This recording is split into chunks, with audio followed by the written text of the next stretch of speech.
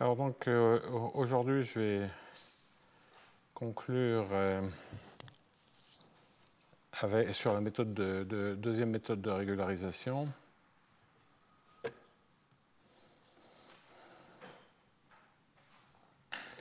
Et je vais faire les choses assez rapidement. Je veux dire que après mon exposé de la semaine dernière où j'avais plein de choses à dire au séminaire, j'ai en fait passé pas mal de temps la semaine dernière à considérablement améliorer ce que je n'ai pas eu le temps de raconter de toute façon. Donc ça me donne une motivation assez forte pour inclure, en tout cas, une partie disons, inclure le sujet de mon séminaire dans une partie du cours de l'an prochain. Mais on a le temps de voir ça tranquillement. Donc pour l'instant, aujourd'hui, je vais finir l'analyse de l'équation linéaire dans un espace de Hilbert introduite la semaine dernière. Donc je pourrais mettre un second membre assez quelconque, on reviendra là-dessus. Donc x dans H, Hilbert séparable, je ne le redis pas. A auto-adjoint strictement positif et trace de A-1 est fini. Et en fait, je vais noter lambda 1, les valeurs propres qui sont strictement positives, que j'ordonne de manière croissante.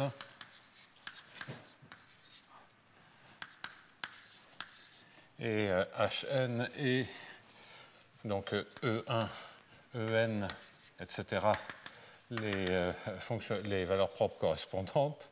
Et j'appelle Hn le sous-espace de l'espace de Hilbert engendré par les n premières fonctions propres, ou n, oui.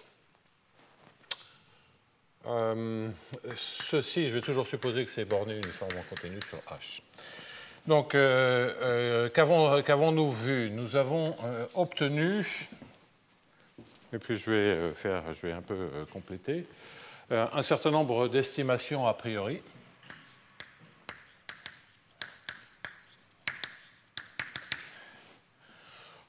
Donc le fait que U soit borné, d'accord. Nous avons obtenu une estimation sur le gradient en C sur T. Nous avons montré que le gradient est en fait compactifié, c'est-à-dire appartient au domaine de A à n'importe quelle puissance en temps positif. J'aimerais revenir un tout petit peu sur le module de continuité et sur le gradient pour faire quelque chose qui de toute façon sera utile sur la propagation de modules.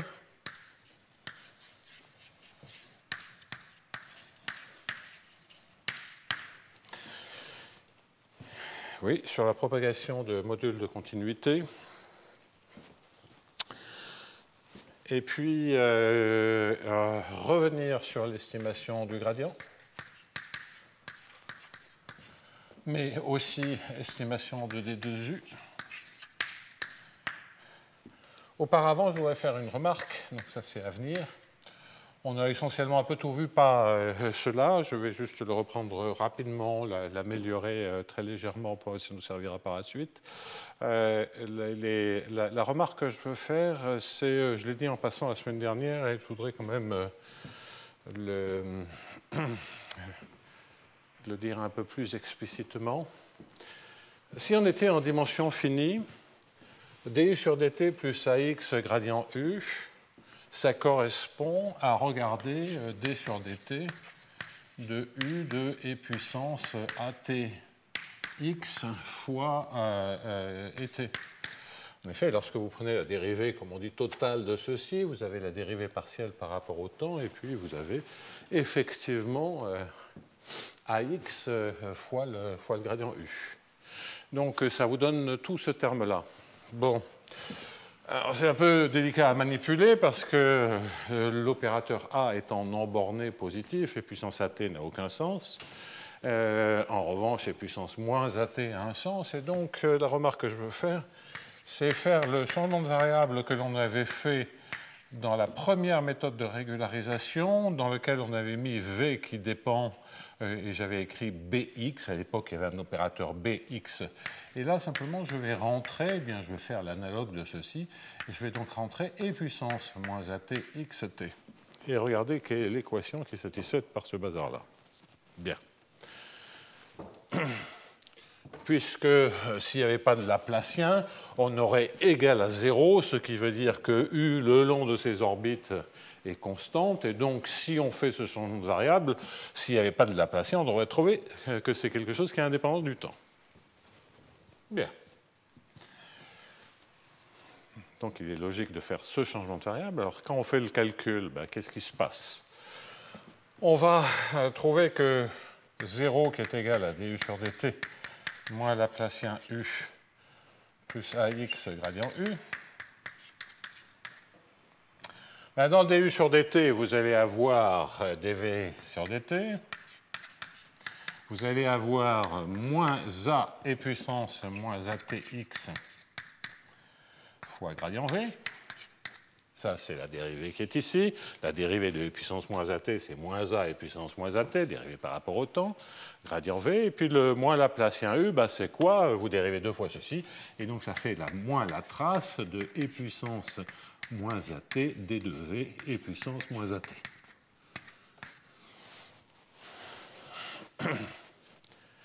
Rappelez-vous, ce que l'on avait dans la première méthode de régularisation, c'était un b ici, et on récupérait un b comme cela.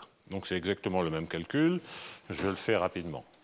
Et évidemment, quand vous calculez gradient U, ben, gradient U c'est e puissance moins at gradient V.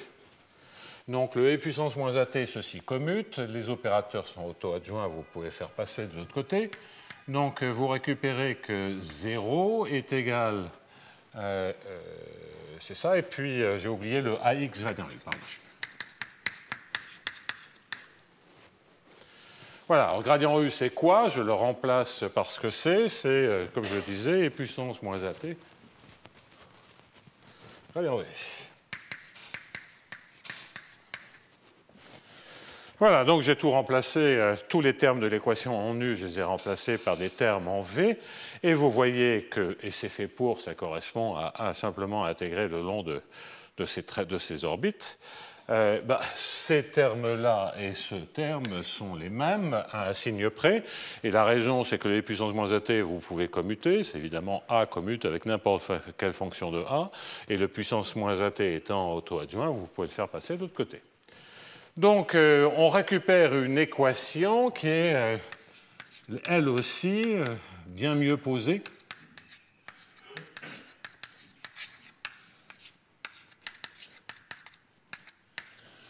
Et pour laquelle on sait bien que des modules de continuité se propagent. N'importe quel module de continuité se propage. Puisque là, il n'y a plus de dépendance en x. Hein.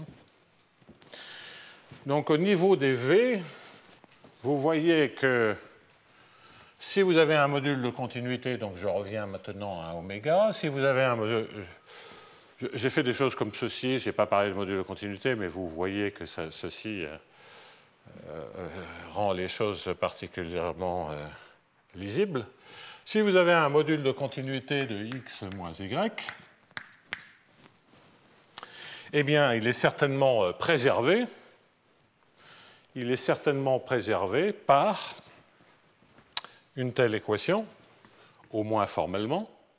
Donc, un module de continuité comme ceci se propage sur V, ce qui veut dire quoi? Ce qui veut dire que si U0 a un module de continuité qui est oméga, donc ça, ce sera le point petit i, le point petit 2i, le point petit 3i. Donc, on revient sur le petit i qu'on a évoqué la semaine dernière. Bien, vous en déduisez quelque chose que l'on a vu aussi la semaine dernière, mais plutôt au niveau du gradient. Bien, vous en déduisez automatiquement que U de x et de t moins U de y de t, non seulement a un tel module de continuité, mais il a bien mieux, puisque ce que vous avez, c'est puissance moins at x moins y. D'accord?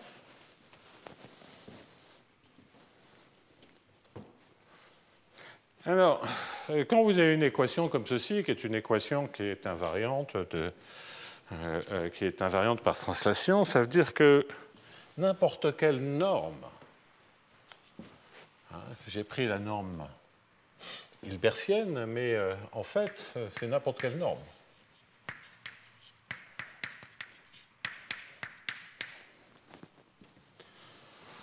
Bon, donc je signale au passage que si U0 est un module de continuité par rapport à un opérateur auto-adjoint positif, et là je ne dis pas s'il est borné ou non borné, eh bien, à ce moment-là, en vertu de ce qu'il vient d'être fait, bien j'en déduis que U de x et de t moins U de y et de t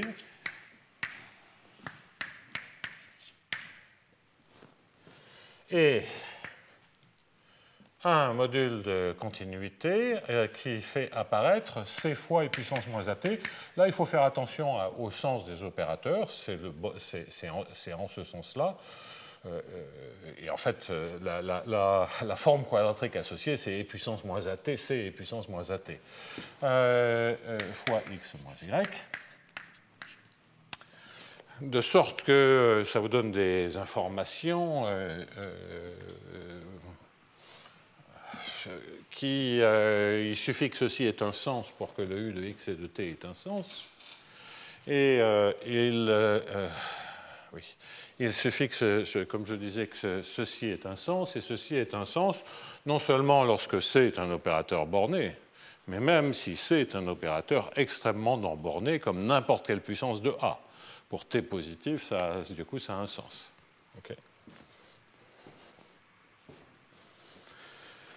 Bon, je n'insiste pas, je ne me servirai pas tant de cette remarque, mais je voulais vous indiquer cette première remarque.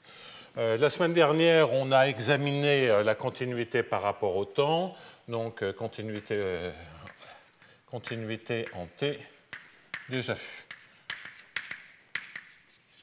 Donc ça, je ne reviens pas dessus. Sur l'estimation de DU, on l'a déjà indiqué, j'ai déjà fait... La semaine dernière, je ne vais pas refaire tout ce que j'ai fait, je vais simplement un peu compléter. La semaine dernière, ce qu'on a vu, c'est que DU, la norme hilbertienne de DU était majorée par C sur T, et puis une fois qu'on avait que DU était borné, on avait dans un deuxième temps que DU était essentiellement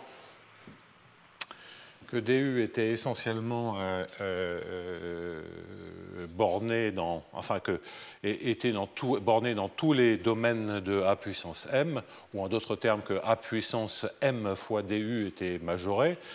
OK, et la seule borne que j'avais eue la semaine dernière était en 1 sur T. Donc je voudrais un peu retravailler cette borne, parce que quand on va travailler sur des équations non linéaires, on va avoir besoin de quelque chose d'intégrable. Et c'est du 1 sur racine de t qui sera important. Bien. Alors, donc, l'estimation de DU, je ne reprends pas celle déjà vue, donc, et j'en obtiens une nouvelle. Donc, complément par rapport à la semaine dernière, complément sur l'estimation de DU. Alors, j'avais indiqué la semaine dernière, et en fait, c'est toujours pareil. Si on fait une estimation de la dérivée partielle par rapport à la im coordonnée, c'est-à-dire la coordonnée par rapport au im vecteur de base, EI qui diagonalise A, on a une estimation, et j'avais obtenu une estimation qui était bonne. En revanche, cette estimation, si on se met à estimer DU en sommant les dérivées et en sommant les estimations des dérivées partielles, on perd beaucoup. Donc la semaine dernière, pour aller vite, j'ai fait ça, mais je voudrais reprendre une estimation globale du gradient U de façon à avoir une estimation la plus fine possible. Basée toujours sur le calcul de Magnavin, donc dWt J'ai oublié le 1,5 qui est ici. Le 1,5, c'est pour ne pas avoir un racine de 2 devant le brownien. Et puis, moins AXT dt. À nouveau, tout ceci, ce sont des estimations a priori formelles. On reparlera de justification dans un moment lorsque je donnerai un théorème d'existence et d'unicité. Donc, nous avons ceci et nous attendons à ce que la solution de l'équation corresponde à l'espérance de U0 de xt, sachant que x à l'instant 0, c'est le point x en lequel on cherche à calculer la solution. Bien, alors, si on fait le calcul de Maliavin, je l'avais fait avec un vecteur ici qui était un xi qui est égal à EI. Et le calcul de Maliavin fait sortir le processus tangent, et le processus tangent, quel est-il? C'est dxit égale dwe. On dérive par rapport à x, ça ne dépend pas de x. Donc, moins axit dt. Et xi0 égale xi, qui est le vecteur qui est là. Et donc, ce que l'on a, c'est l'espérance de U0 de xt. Vous voyez que le processus tangent, c'est donc xt égale e puissance moins at xi. Et ce que vous récupérez ici, c'est 1 sur t, l'intégrale de 0 à t, de e puissance moins at xi, qui est un vecteur, fois dwt, qui est un vecteur qui n'est pas dans l'espace de Hilbert, mais comme on l'a déjà vu, si ça sort de l'espace de Hilbert, c'est dans un espace un peu plus gros, mais ça, c'est dans un espace beaucoup plus petit, et le produit scalaire, au moins, on va le vérifier, a en fait un sens. À nouveau, ceci est formel, on le fait en dimension finie, si on en a envie, et puis on fera tendre la dimension vers l'infini. OK. Donc là, maintenant, on peut faire une estimation. Le gradient U de x scalaire xi. Je mets des valeurs absolues partout. Donc, j'ai un C sur T. C, c'est pour une borne sur U0. C'est une constante. Divisé par T, ben, ça, j'y touche pas.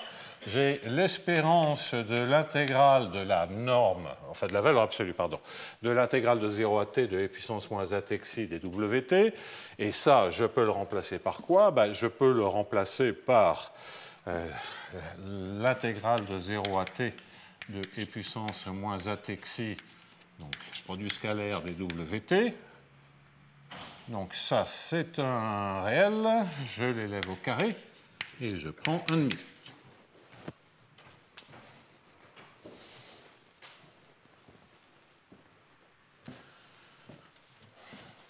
Alors ça, on sait ce que ça fait. Ça fait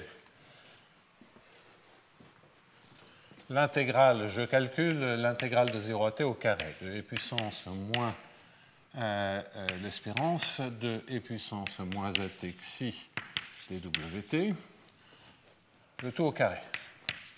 Bon, alors les règles d'orthonormalité de l'intégrale stochastique me disent simplement que c'est la somme sur i et j de e puissance moins at xi ième coordonnée, e puissance moins at xi jème coordonnée, une intégrale, ça fait beaucoup de t là, donc un S serait quand même plus prudent.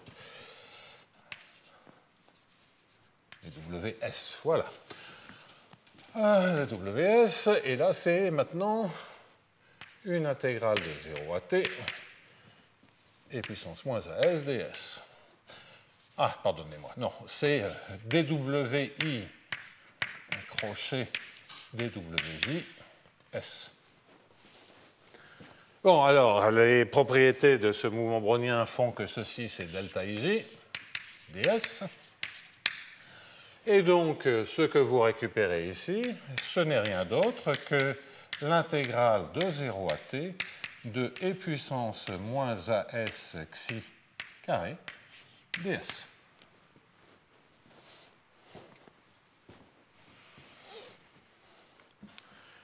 Et donc, vous voyez qu'on obtient d'un coup, ce que je vais, c'est là mon complément sur du, une estimation qui est bien meilleure que ce que l'on a fait la semaine dernière, puisqu'on obtient que gradient U est majoré par C sur T, fois, et je vais le laisser comme ceci. Quand j'ai écrit ceci, il n'y a plus d'espérance, évidemment.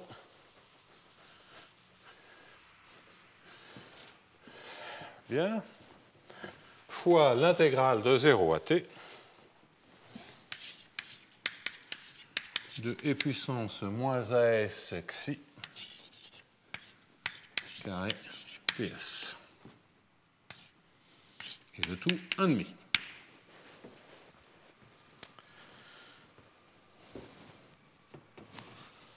Donc c'est une manière beaucoup plus compacte d'écrire des choses que j'ai écrites la semaine dernière, à la fois plus compactes et plus précises, plutôt que de séparer en deux différents types d'estimation a priori. Mais si je m'intéresse à une borne ponctuelle, eh bien à ce moment-là, on voit bien que ceci est assez précis, ne serait-ce que parce que e puissance moins as est un opérateur contractant au sens large. Donc, ceci en particulier, c'est inférieur à xi2.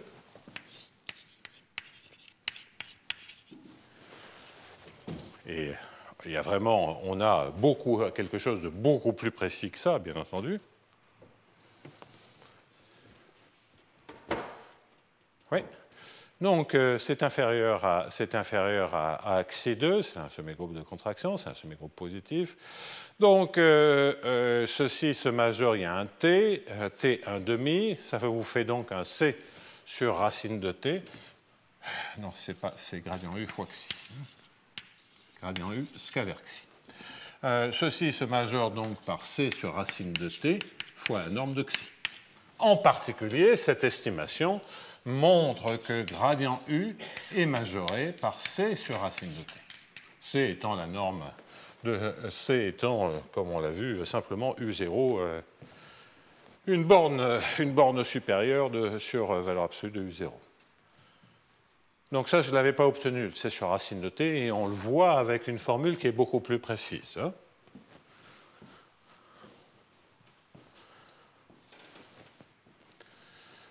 Alors, une fois qu'on a une borne sur le gradient U, on sait qu'en fait le gradient se compactifie. On l'a vu la semaine dernière. Complément, donc je vais mettre au pluriel. Ça, c'est le premier complément. Deuxième complément, c'est de comprendre d'où ça vient, cette compactification du gradient. Alors, je vais le faire coordonnée par coordonnée. C'est un peu plus simple à comprendre.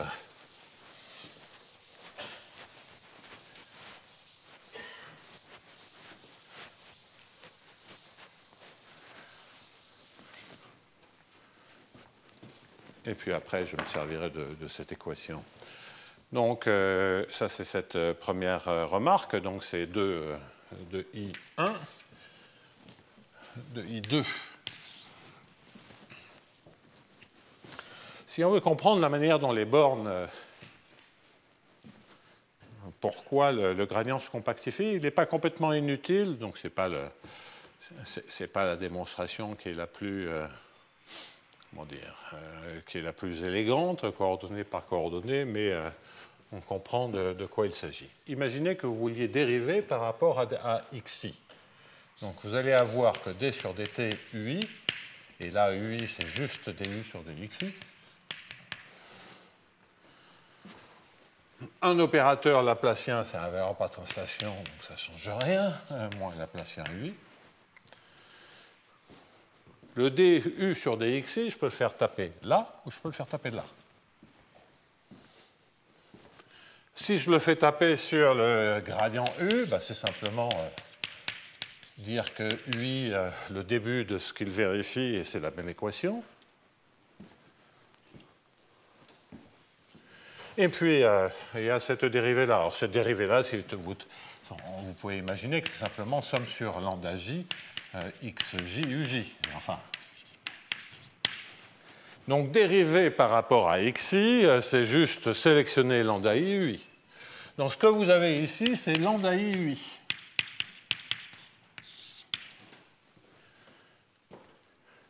En d'autres termes, vous voyez que E puissance lambda it ui vérifie la même équation que u.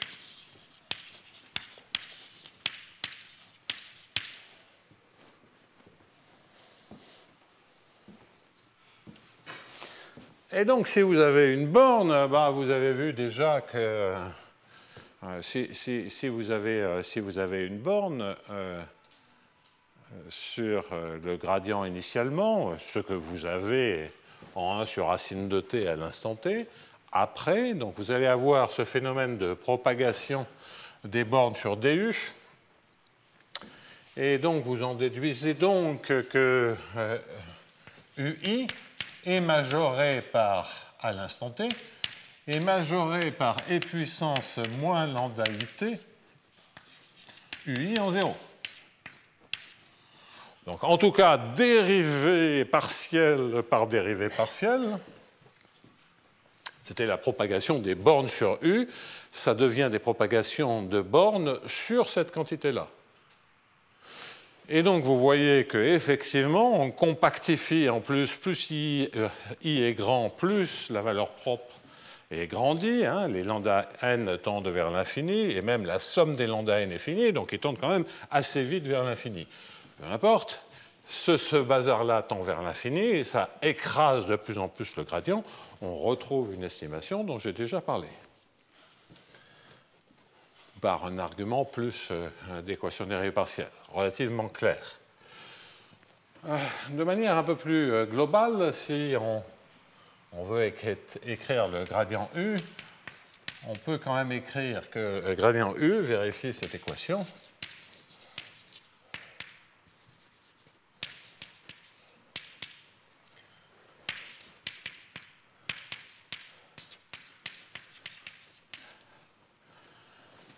OK, et donc, qu'est-ce qui va vous rester? Il va vous rester A puissant gradient U. C'est A fois gradient. Ce qui correspond bien, quand on prend la ième dérivée, à écrire lambda i xi. Et donc, ce que vous voyez naturellement, c'est que c'est e puissance moins at gradient U, qui est maintenant une fonction vectorielle qui vérifie la même équation. Là, c'était juste pour me débarrasser des coordonnées.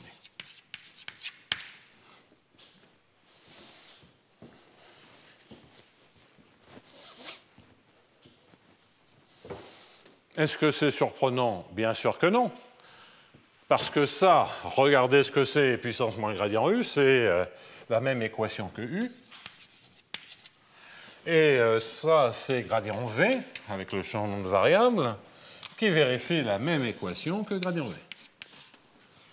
Donc voilà un autre éclairage que V, pardon.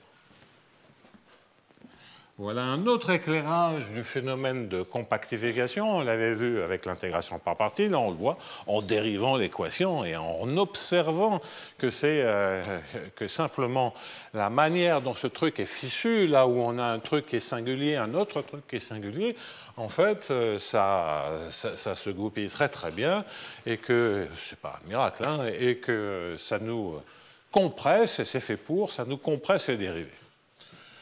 Parce que fondamentalement, ça compresse le processus qui est sous-jacent. Bon. Vous voyez que sur les dérivées secondes, c'est encore mieux ou encore pire, parce que vous recommencez, si ça vérifie la même équation, vous voyez que si je prenais UIJ, d'ailleurs au passage, c'est un début du point 3, sur D2U, c'est encore mieux, parce qu'à chaque fois que vous dérivez, ça vous rajoute d'un phénomène de compactification. En particulier, si vous prenez maintenant UIJ, de quelle équation vous avez? Je pourrais écrire une équation en D2U, et vous voyez bien ce qui va se passer. Et fondamentalement, de quoi ça vient? Ça vient du fait que D2V vérifie la même équation, puisque c'est une équation invariante par translation. Donc,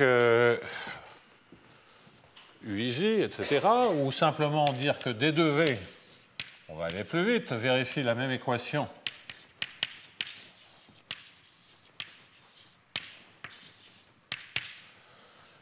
que V. à part que c'est maintenant à valeur dans les opérateurs de H dans H. Si vous voulez une fonction réelle, vous prenez la forme quadratique associée ou la forme bilinéaire associée en prenant deux vecteurs xi et eta, et vous dites que d2v appliqué à xi et eta vérifie la même équation que v, quel que soit xi, quel que soit eta. En particulier, xi égale i, eta égale j, c'est vij. Mais d2u, donc en particulier, vous avez une borne, et donc vous obtenez que d2u, auquel donc les puissances... ouais. Je me suis trompé de signe. Hein. Quand vous prenez gradient U, ça fait E puissance moins AT gradient V. Donc gradient U, c'est E puissance moins AT gradient V.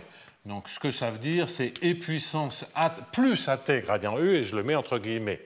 C'est pour ça que j'écrivais les coordonnées, pardonnez-moi. Je n'ai pas du tout réfléchi au cours cette semaine, je ne sais pas où je vais. Alors, E puissance AT gradient U, c'est E puissance lambda IT UI lorsque je regarde la ième coordonnée de ce vecteur. Autrement, ceci est quelque chose qui est essentiellement formel. Ça ne l'est pas tout à fait parce qu'il se trouve que gradient U est dans le domaine de E puissance AT, donc on peut donner un sens à cela, mais c'est vraiment, on ne va pas se compliquer la vie. Et donc... ben là, ce qu'on va avoir, c'est à nouveau, c'est formel, c'est D2U et puissance AT vérifie la même équation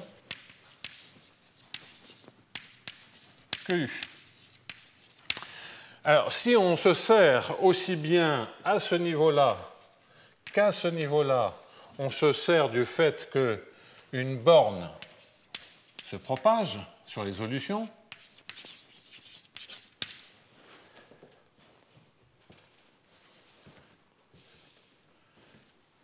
bien, vous en déduisez donc que gradient U xi, le sup en x d'un gradient U xi, est inférieur au sup en x de gradient U et puissance moins AT xi.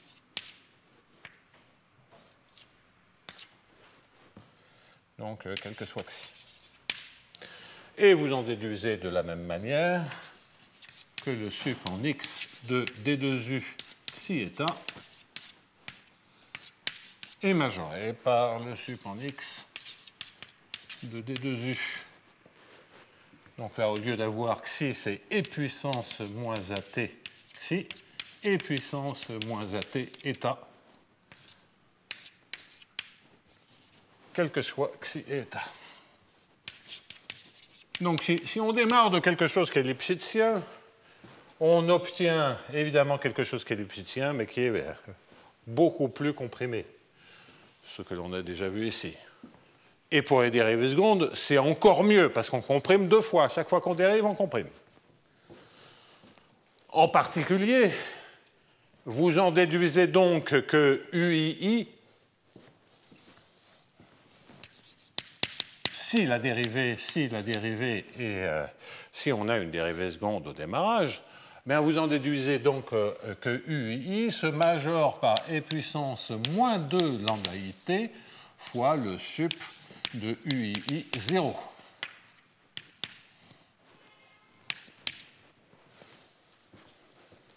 De sorte que si on démarre avec une condition initiale qui est C11, formellement, c'est-à-dire avec des dérivées secondes bornées, eh bien, la dérivée seconde correspondante s'écrase très très vite en fonction de I.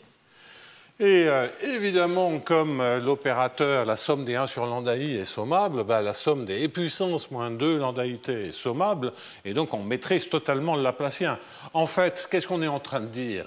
On est en train de dire que D2U, il se comporte comme e puissance moins AT au carré, c'est-à-dire e puissance moins 2 AT. Hein, au pire, il est comme ça. Donc, évidemment, c'est tout à fait sommable. Et donc, pour les temps positifs, en tout cas, si on démarre de U0 dans C1, ceci a parfaitement un sens. On a déjà vu que ceci avait un sens. On en déduit, ou on peut le faire directement, que tous les termes dans l'équation ont un sens et très facilement. Il n'en demeure pas moins que, pour conclure ces estimations a priori, j'aimerais aussi avoir une estimation de D2U dans lequel je ne suppose pas que le U0 est C11. Donc là, il faut retravailler. Donc j'efface ce point 2.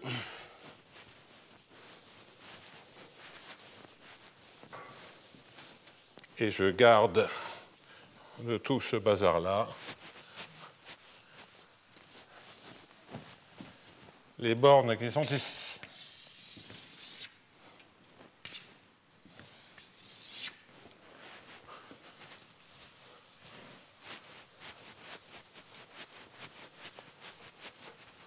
Regardez aussi ce truc-là, ça ne fait pas de mal pour comprendre ce qu'est le Laplacien.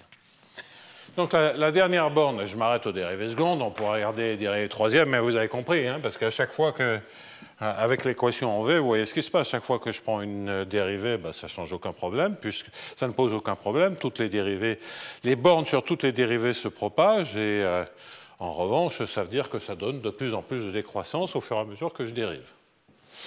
Donc plus je dérive, mieux plus c'est petit. Bon, il y a des constantes devant, donc il faut faire un peu attention, mais c'est petit par rapport à la coordonnée. Alors, oui, donc ce qu'il me reste à comprendre, donc c'est la fin, c'est 3.2. Donc ça, c'était plutôt le 3.1. 3.2, c'est comment obtenir une borne sur D2I sans en avoir une initialement. Alors, on a déjà vu qu'instantanément, on avait une borne sur le gradient. Donc, on peut supposer que U0 et que le gradient U0 est borné.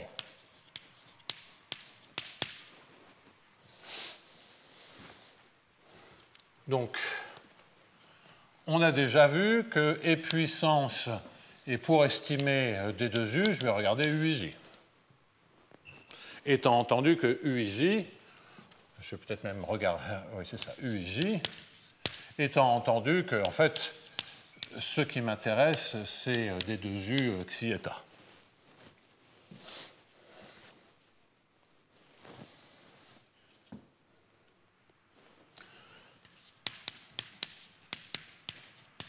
Donc on sait que ceci vérifie cette équation-là.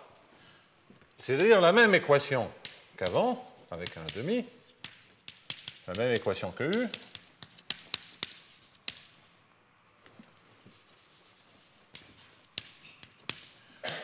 Et donc ce E puissance lambda IT UI, je l'appelle U tilde I. Mais si c'est la même équation, je peux appliquer les bornes que j'ai obtenues tout à l'heure. Simplement, je change U0, je remplace U par U tilde.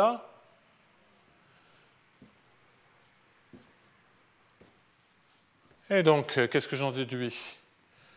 J'en déduis que UIJ, si j'applique ceci, à l'instant t, est majoré, si je me sers directement de cette borne, est majoré par C sur racine de t. Et en fait, ce que j'obtiens, c'est que j'obtiens que gradient UI est majoré par C sur racine de t.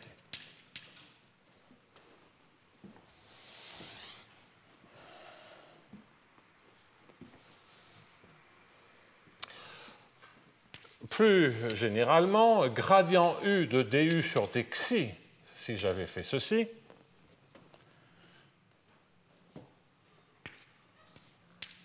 est majoré. Donc en fait, le E puissance lambda IT, c'est E puissance, là c'est gradient U tilde de I. Non, je vais trop vite. Donc vous voyez que devant le gradient U tilde de I, il y a un E puissance lambda IT.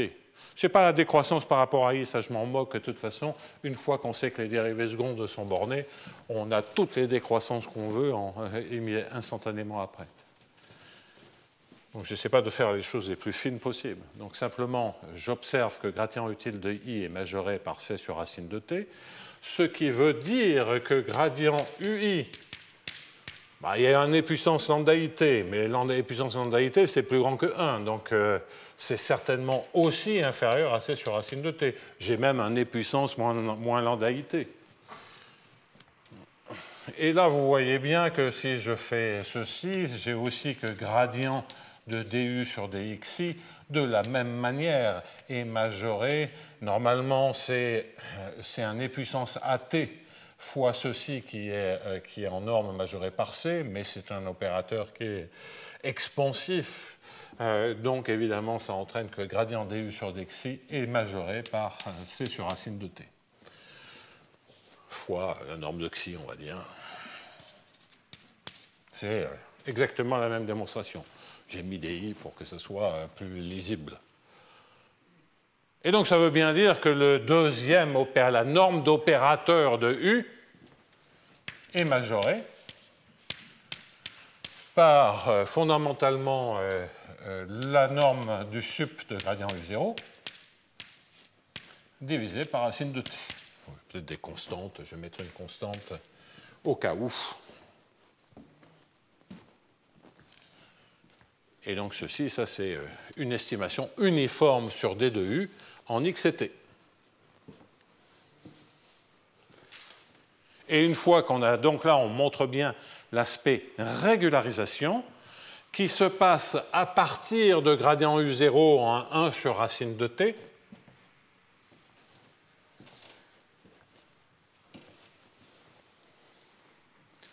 Le gradient U0 lui-même, il borne par U0 en 1 sur racine de T. Donc si vous faites T sur 2, ben vous récupérez un C sur T.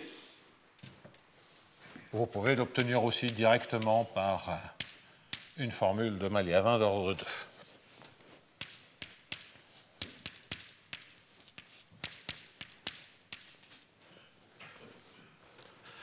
Bon, je m'arrête aux dérivées secondes. Évidemment, on aurait les dérivées troisième, la dérivée 18e, la dérivée 18e.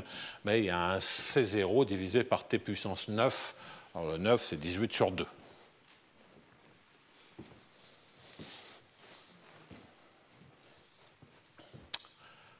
Donc, on a bien le cahier des charges est respecté. On a, au moins formellement, obtenu des estimations a priori d'autant de régularité que l'on veut à partir d'une condition initiale qui n'en a aucune à part de la continuité. Et on obtient donc une solution qui est très régulière. Et en plus, on a les mêmes régularisations que ce que l'on a déjà vu, c'est on gagne un cran de dérivée avec un 1 sur racine de t. Je simplifie, hein, sans donner résultat précis. Et puis là, ce que l'on a, et qui est spécifique à cette méthode de régularisation, c'est qu'on a la compactification dans l'espace H du gradient des dérivées secondes et qui est de plus en plus rapide quand on regarde les dérivées de plus en plus élevées. Donc on écrabouille les dépendances par rapport à des coordonnées élevées. Ce qui en particulier assure que l'on a une équation qui a un sens au moins pour les temps positifs. Bien. Donc tout ceci est formel, il reste à justifier, donner un résultat d'existence et d'unicité et passer à des problèmes non linéaires.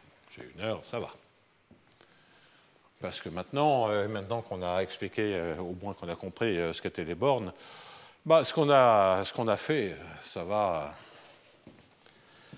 On va pouvoir se servir de ce que l'on a déjà fait avec l'autre méthode de régularisation et puis vérifier que ça se passe de la même manière.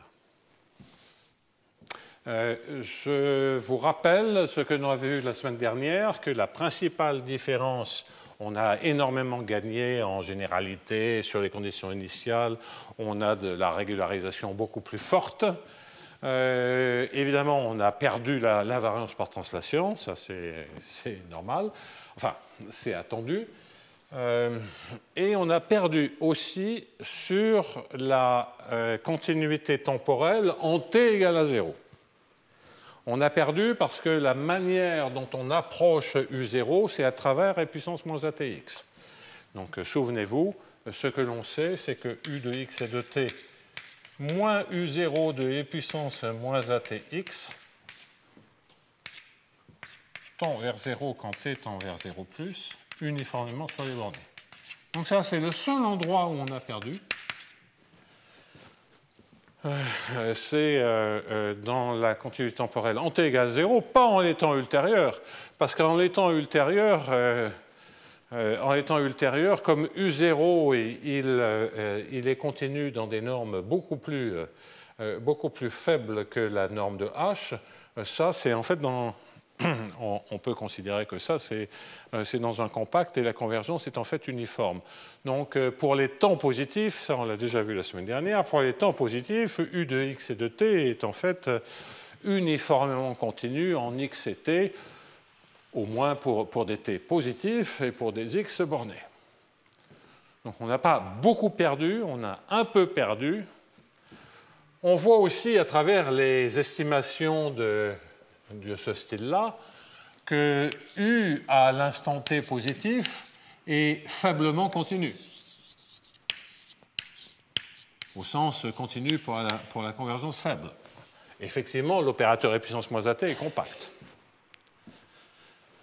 Donc à nouveau, évidemment, je ne l'ai pas en U0, puisque j'étais fait tout ça pour ça, c'était pour éviter de supposer que j'avais des fonctions, des conditions initiales qui étaient faiblement continues, parce que ça, ce n'était pas bon pour les MFG, pour HJB, etc. Mais comme c'est faiblement continu en temps immédiatement après, ça veut donc dire qu'il se passe quelque chose en t égale à 0. Et ce qui se passe, c'est ça. C'est le fait qu'on n'a pas cette approximation uniforme sur tous les bornés de la condition initiale. Bon. On sent bien que ce n'est pas très gênant parce qu'on comprend exactement le comportement. Alors,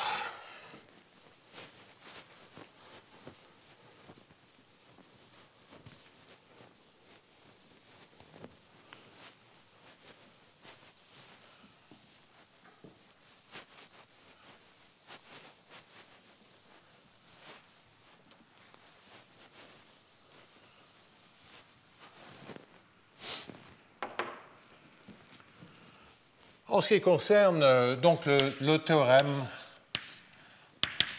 c'est qu'il existe une unique fonction U vérifiant les propriétés de régularité, donc les propriétés sur U du des 2U, et donc du sur dt. Ces propriétés correspondant à toutes les propriétés où on a simplement besoin de U0, de U0 borné. Donc c'est dans le cas où U0 appartient à Buck. Alors, ces propriétés, c'est le module de continuité, c'est le fait que le gradient soit en C sur racine de t, que le D2U soit en C sur t, mais aussi que le gradient U soit majoré par e puissance moins at, etc., etc. Donc toutes les propriétés dans lesquelles on ne se sert pas. Alors évidemment, comme on a un gradient U et un D2U borné, on a toutes les propriétés sur des temps ultérieurs. On sait que l'équation a un sens, vérifiant les propriétés et l'équation.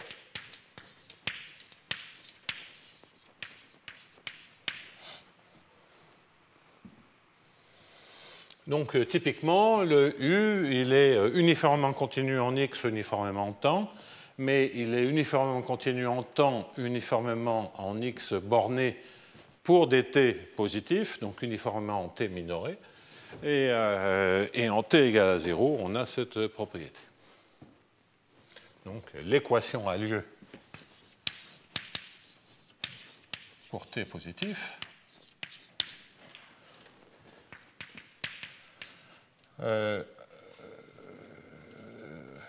on peut donner un sens à xt égale, ben c'est quoi? C'était la solution e puissance moins atx, ça a un sens. Et l'intégrale de 0 à t de e puissance moins at moins s dws, eh bien ça a un sens. Ça a un sens si vous le... Ça, c'est une gaussienne. Et cette gaussienne à valeur dans H, eh bien, vous maîtrisez sa variation seconde, donc vous pouvez lui donner un sens, par exemple en approchant dans Hn, c'est-à-dire en prenant que les n premiers modes. Donc, a un sens dans H, donc ça maintenant, ça a un sens dans H, et U de x et de t est égal à l'espérance de U0 de xt. Donc, qu'est-ce que ça veut dire? Ça veut dire qu'il existe un objet qui vérifie toutes les propriétés formelles que j'ai énoncées jusqu'à présent, et en plus, il est unique. Bon. À nouveau, si je ne veux pas faire pour l'instant de solution de viscosité, il est clair que l'unicité découle de la formule. Si une telle solution est donnée par cette formule, c'est automatiquement unique.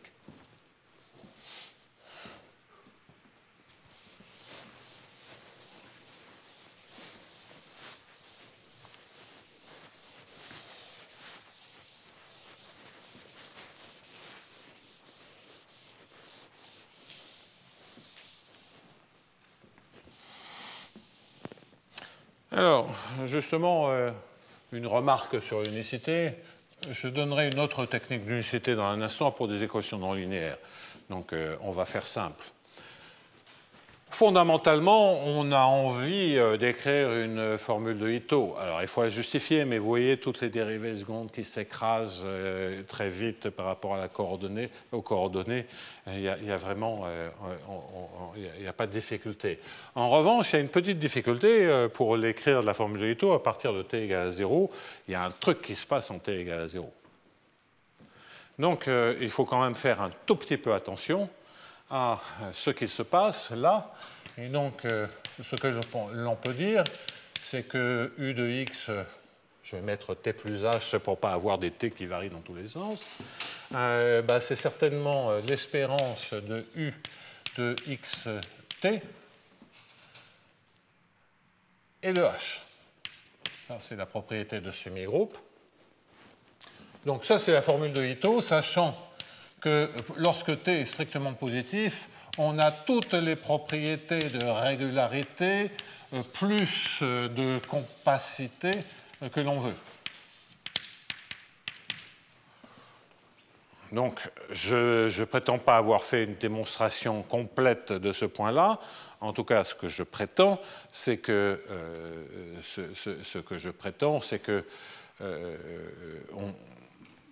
on a une telle régularité de telles propriétés que c'est comme si on était en dimension finie à ce niveau-là. Ce n'est pas grave puisque j'indiquerai un autre principe de démonstration dans un instant. Je veux faire tendre H vers 0. Donc, dans le membre de gauche, je n'ai pas de souci à me faire. J'ai de l'uniforme continuité, en particulier de la continuité, il n'y a pas de souci. Mais là, il faut que je fasse un peu attention. C'est exactement le point que je veux mentionner, parce que U de x et de h, U de x et de h, il ne tend pas uniformément vers U à l'instant h, quand h tend vers 0, ne tend pas uniformément vers U0. Donc, savoir que je peux passer à la limite, comme j'ai une espérance et que tout est uniformément borné, il suffit de comprendre pourquoi presque sûrement je passe à la limite, mais quand même, ce n'est pas évident. Puisque presque sûrement, j'ai un point qui bouge. Et donc, on voit bien que ce dont je dois me servir, c'est de e puissance moins AH. Alors, ce n'est pas forcément dans un borné, mais la probabilité que xt ne soit pas borné, comme on sait bien contrôler xt, est faible. Donc, je vais faire comme si la convergence ici était uniforme. Je ne cherche pas à faire une démonstration complète, je cherche à vous montrer comment ça marche, pourquoi ça marche. Et donc, ceci, on peut s'attendre à ce que ça soit semblable à U0 de e puissance moins AH xt. Donc, je le répète, il faut, pour pouvoir passer de cette ligne à celle-ci, expliquer pourquoi la probabilité que xt soit grand est petite. Et comme on a des bornes on a déjà obtenu des estimations, c'était ce qu'on a fait la semaine dernière, sur E de xt carré, il n'y a aucun souci. Donc on peut vraiment faire comme si xt était borné. Bon, alors, donc là on a un U0 qui est fixe. Et donc pour être sûr que ceci converge presque sûrement, puisque toujours ça reste borné, il faut être sûr que ceci converge presque sûrement vers U0 de x, t. Bon. Et comme U0 est continu, la seule question qui reste, c'est pourquoi e puissance moins AH xt converge vers xt presque sûrement.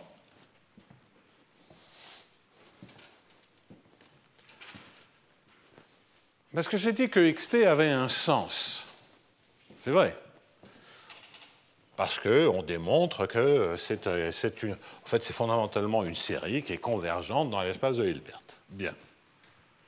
Je n'ai pas dit qu'on avait ici, j'ai dit que c'était une gaussienne, mais on a toutes les mesurabilités que l'on veut par rapport à l'attribut engendré par le brownien, ça, c'est pas le souci. En revanche, je n'ai pas rien dit de sa dépendance par rapport au temps. Je l'ai toujours regardé t par t. Et donc, on sait bien que dans les processus, il faut faire un tout petit peu attention à quelle est la dépendance par rapport au temps. Vous voyez, comme à chaque fois je le considère à t gelé, ce n'est pas gênant. Et oubliez même que vous ayez la partie stochastique et que vous aviez puissance moins ATX. La puissance moins ATX, c'est, pensez au semi-groupe de la chaleur, bon, il faut faire un peu attention sur la continuité par rapport au temps. En particulier, vous voyez bien qu'en t égale à 0, vous n'avez pas la continuité que vous espériez. Alors, après, la continuité devient bonne. Donc, quoi qu'il en soit, à cause du fait qu'on a un opérateur non borné qui compactifie, il faut faire un tout petit peu attention à la continuité par rapport au temps. Inutile de vous dire que là, il n'y a pas de souci. Pourquoi il n'y a pas de souci? Parce que E puissance, on se sert de la formule, E puissance moins AH xt, c'est E puissance moins AT plus H x. Ça tend dans H vers E puissance, on a un semi-groupe fortement continu, E puissance moins AT x, donc ça c'est bon quand H tend vers 0. Et puis j'ai l'intégrale de 0 à t de E puissance, donc c'est de 0 à t, mais en revanche c'est t plus H ici, moins S dWs. Bien. Et donc, on oublie le x. La question, c'est pourquoi ceci converge presque sûrement vers le machin qui est là. Bon, à nouveau, hein, ce sont des gaussiennes. On majore, de toute façon, on regarde le moment d'ordre 2 de la différence. En d'autres termes, on regarde la normale 2 de la différence. Oui.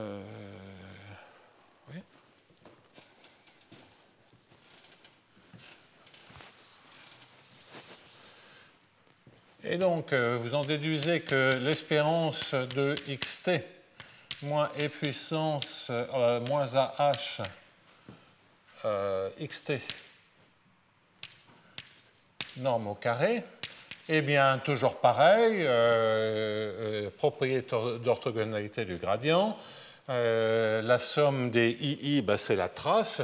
Et donc, vous récupérez que c'est la trace de E puissance moins AT, moins A puissance, moins AT plus H.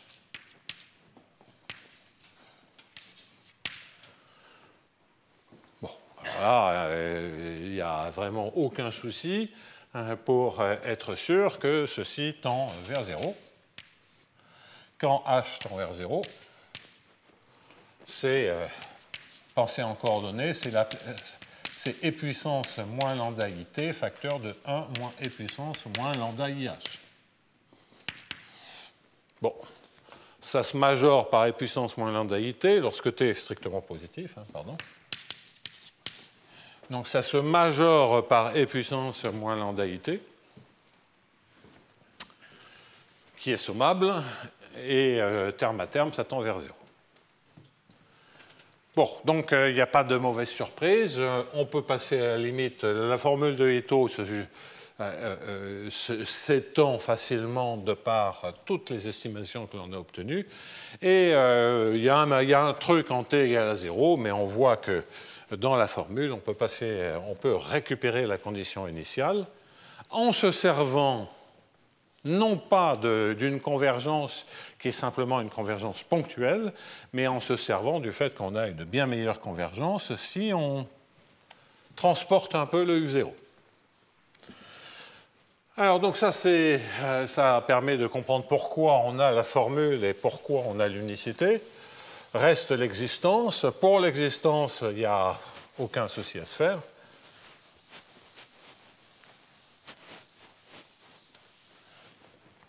Donc pour la partie existence, le plus simple, c'est d'approcher l'équation complète par la même équation dans Hn, en identifiant Hn et puis des vecteurs et Rn, c'est-à-dire les coordonnées, c'est remplacer grand X par ces n premières coordonnées, remplacer petit x, pardon, qui est dans Hn par ces n premières coordonnées suivant les vecteurs E1, En.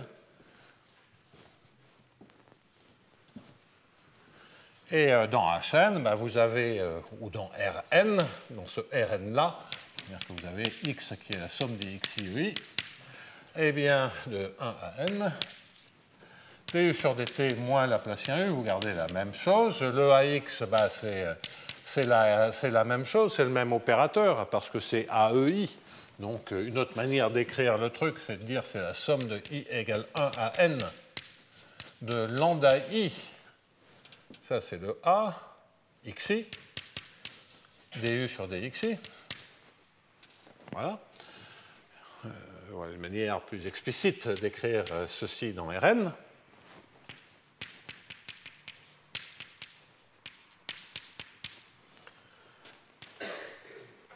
Donc ça, bah, ça nous donne une solution qui dépend de n. Et on observe facilement que tout ce que l'on a fait reste valable pour un. Toutes les estimations a priori, précédemment vues,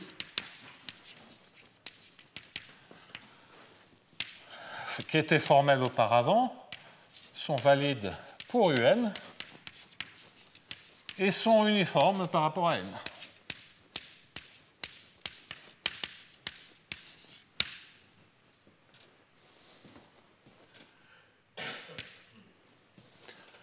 Donc partout où on avait des bornes, partout où on avait des estimations a priori, y compris sur la manière dont on se rapproche de la condition initiale en temps petit, toutes ces estimations sont uniformes en n.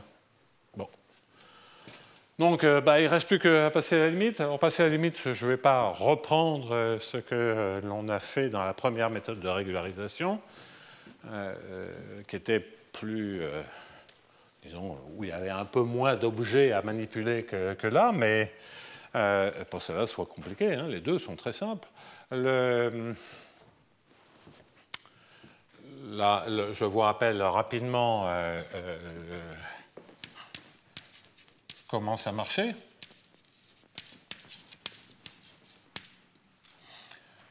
même démonstration que première méthode de régularisation. Ben, comment ça marchait? C'était grâce à la compacité faible. On pouvait extraire une sous-suite. On pouvait extraire une sous-suite qui montrait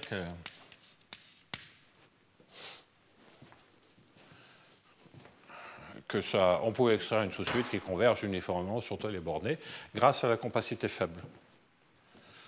Donc on obtenait un objet limite qui gardait toutes les estimations a priori que l'on a mentionnées. Donc je ne vais pas refaire, c'est exactement la même chose que ce qu'on a fait, ce n'est plus les mêmes estimations, mais c'est exactement la même chose. Je me contente de faire une remarque que j'aurais déjà pu faire, c'est que la convergence, on peut aussi l'avoir sur la formule. J'aurais pu faire dans la première méthode de démonstration. Donc, même on n'est pas obligé de se servir de la convergence faible, on peut aussi simplement se servir de la formule. Donc, je fais juste une remarque sur la limite quand n tend vers l'infini et j'arrête l'équation linéaire. Donc, en fait, et puis je fais une remarque sur les seconds membres et c'est bon.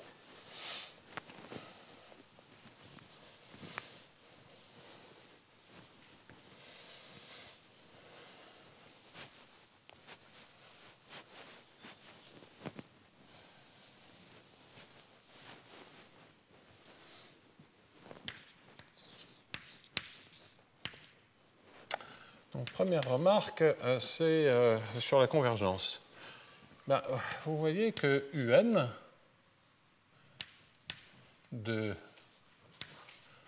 pour un x quelconque dans H, ce qu'on maîtrise, UN, on l'a bien défini sur les x dans Hn. Donc on maîtrise UN de Pn de x et de t. Ça, c'est l'espérance de U0 de quoi? De e puissance moins at Pn x t.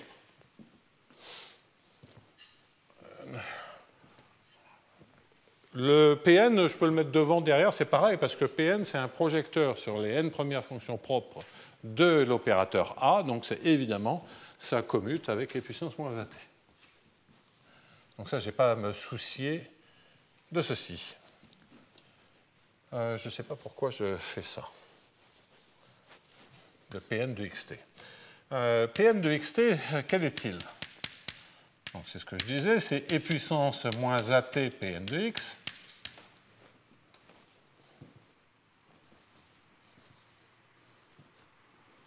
plus l'intégrale de 0 à t. Et donc là, qu'est-ce que j'ai? Je vais le faire en coordonnées. C'est la somme de i égale 1 à n. Donc je vais avoir un dwi sur dt.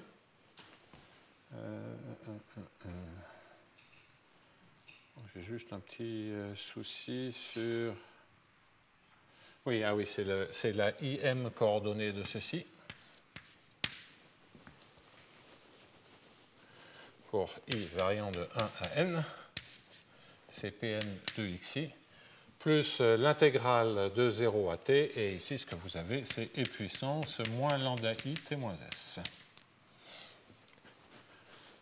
Bon, donc ça c'est la formule que l'on a. Une autre manière de dire les choses, c'est que ce que vous avez, c'est l'intégrale de 0 à t de Pn e puissance moins a t moins s. Je pourrais mettre dwt ou d de pnw, ça revient au même, parce que Pn carré est égal à Pn. Donc ça, je le mets à un seul endroit. Donc c'est peut-être plus clair avec... Bien. Alors, Pn de xt, il est composé de deux morceaux. U0 est continu, Pn de x, ça converge vers x, et puissance moins at est un opérateur de contraction. Donc tout ceci, ça converge vers, quand n tend vers l'infini, vers e puissance moins at x. Bien, ça c'est le premier point.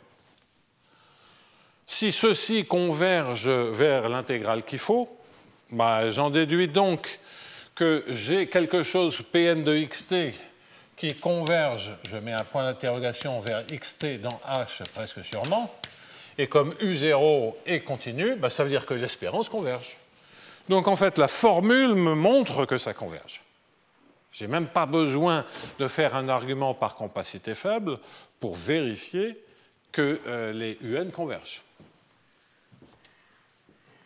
Au moins ponctuellement.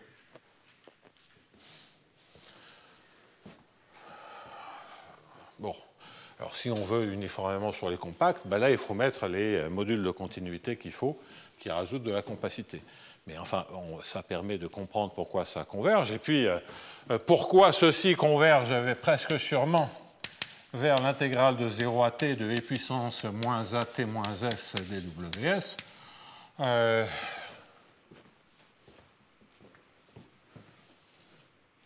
Oui, j'ai dit une petite bêtise tout à l'heure au niveau de la trace. En fait, il manquait un carré, mais bon, c'est pas très grave. Puisque ce qui sort, c'est, quand je prends la norme au carré, c'est la trace de e puissance moins at. Donc tout à l'heure, je fais un petit retour, j'ai parlé de trace de e puissance moins at moins e puissance moins at plus h. Et en fait, c'est le carré de cet opérateur. Mais ça ne change rien.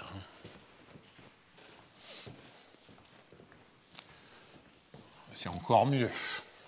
Comme de toute façon, l'opérateur e puissance moins at plus h, y compris entre 0 et 1, c'est majoré par la trace précédente. Donc c'était vrai, mais c'était pas que ce soit majoré était certainement pas égal. Alors donc là, ce qu'on va avoir, pour finir la convergence ponctuelle, on va voir que c'est la trace de quoi?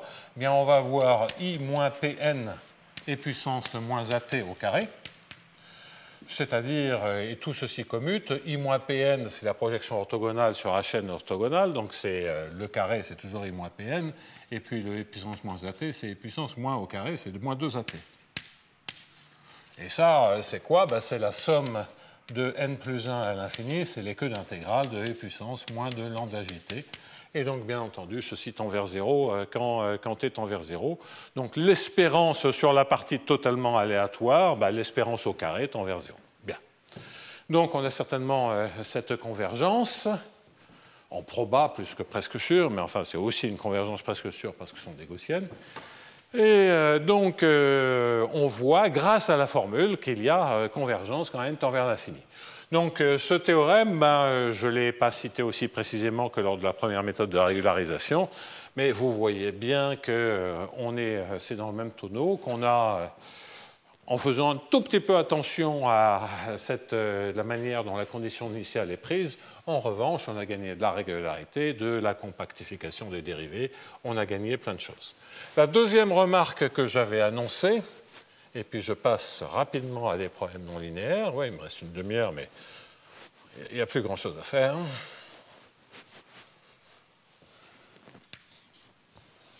Donc sur les problèmes non linéaires.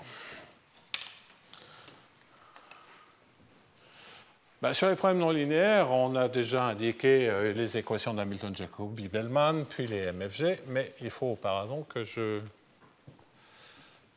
traite des seconds membres, puisque pour obtenir des estimations a priori, rappelez-vous ce qu'on a fait dans la première méthode de régularisation, pour obtenir des estimations a priori sur la dérivée seconde, pour montrer que c'était régulier, on mettait au second membre la partie non linéaire, étant entendu qu'on avait obtenu auparavant des estimations de Lipschitz, on se servait de l'estimation qui, d'une fonction, donne une estimation sur sa dérivée pour passer de Lipschitz à C1,1. Ceci fonctionnait grâce à 1 sur racine de t, et puis un petit lemme de type Gronval avec un opérateur en 1 sur racine de t moins s, un opérateur de convolution. Bon. Tout ça pour dire qu'on met au second membre un h de du que je vais réécrire dans un instant.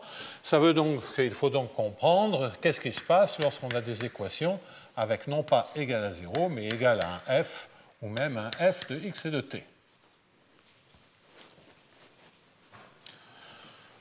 Bon, ben, ça se passe tout exactement pareil. Si F est dans BUC,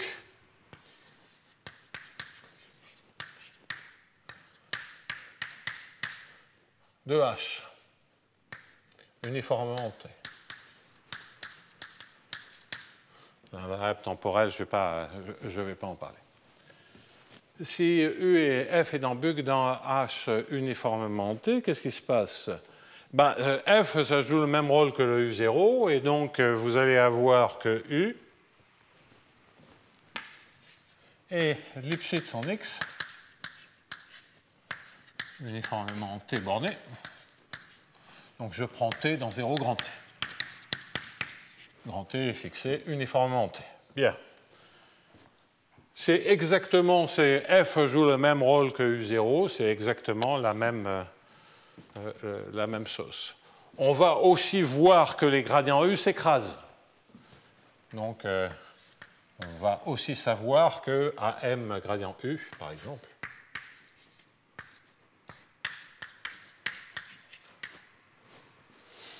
je ne sais rien sur les dérivées secondes, je ne peux pas savoir sur les dérivées secondes si F est simplement dans BUC. En revanche, si F est Lipschitz, uniformément en temps, à ce moment-là, D2U, à ce moment-là, U est C1, et DU est Lipschitz en temps, uniformément, et Lipschitz en X, uniformément en temps. Et j'ai de bonnes estimations sur AM, D2U, AM.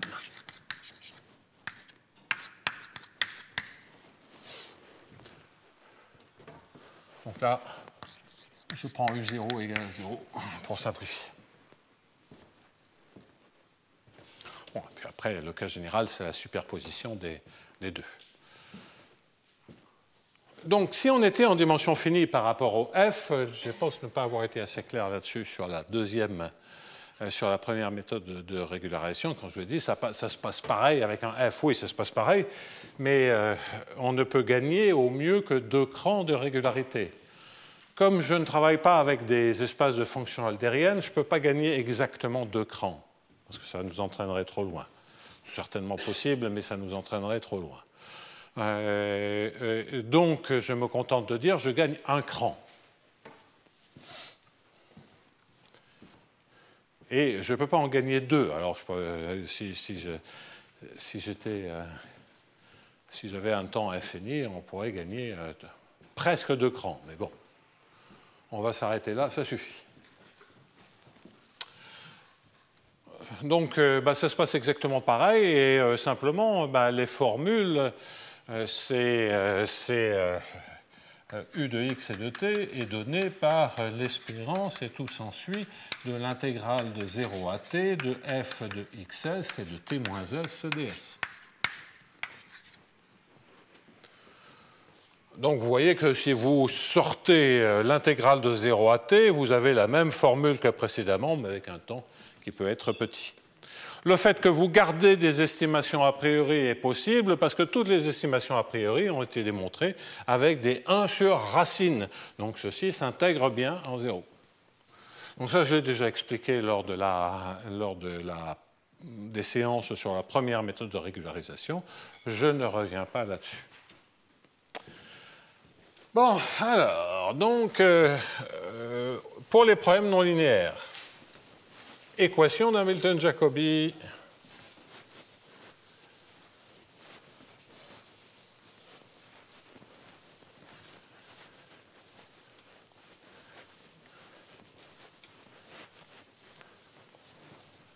Et on sait déjà, on va faire simple.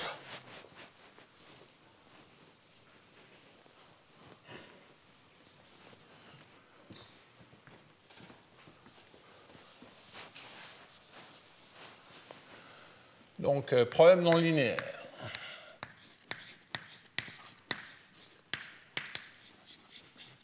Non, je disais, on va faire simple. 1, équation de Hamilton-Jacobi. On pourrait faire plus général, on verra comment gérer des solutions de viscosité, on pourrait prendre des problèmes très non linéaires, avoir même du contrôle sur les A. Bon, on peut y passer sa vie à faire des variantes. Hein. Donc je vais me contenter de regarder du sur dt moins 1,5 de Laplacien u, étant entendu que normalement c'est un epsilon pour avoir une méthode de régularisation, plus epsilon à x de gradient u,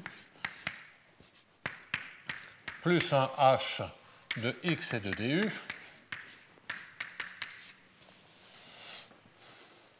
égale à 0. Bon, alors si on ne veut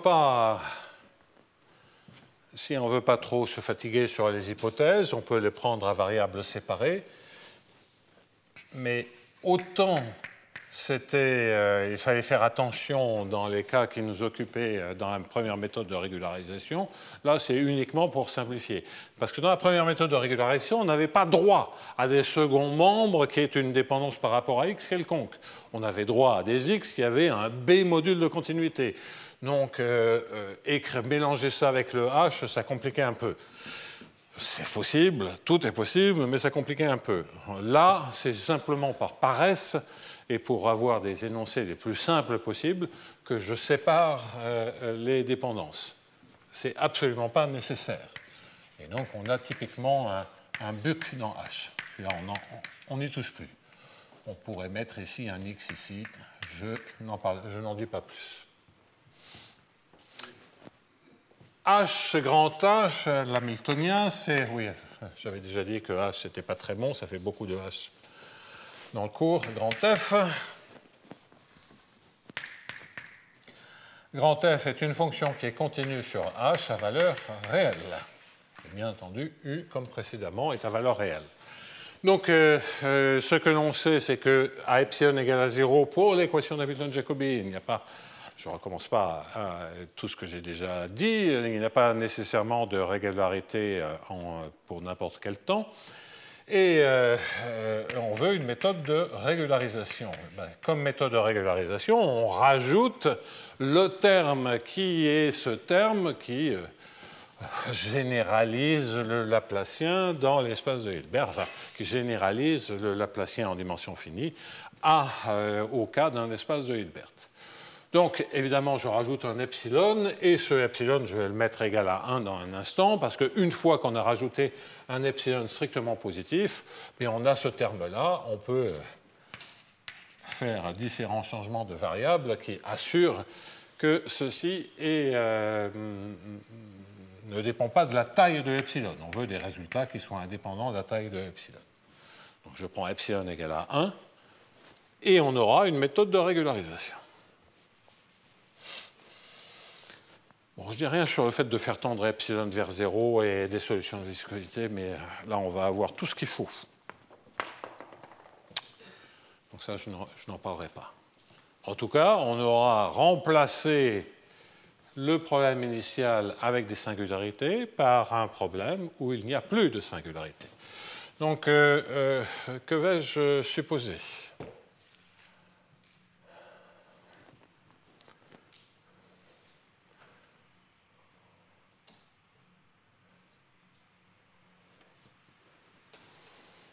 Ouais. Et même buc de H, comme je veux des estimations de gradient pour simplifier, je vais prendre même F lipschitziens, ça va aller plus vite pour la suite.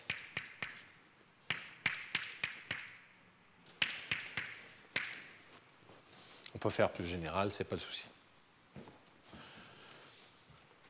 Donc, comme ça, je n'ai pas à gérer les modules de continuité. On avait déjà vu lors de la première méthode de régularisation que l'on pouvait, a priori, remplacer, les techniques de doublement de variables montraient que tous les modules de continuité en x moins y se propagent.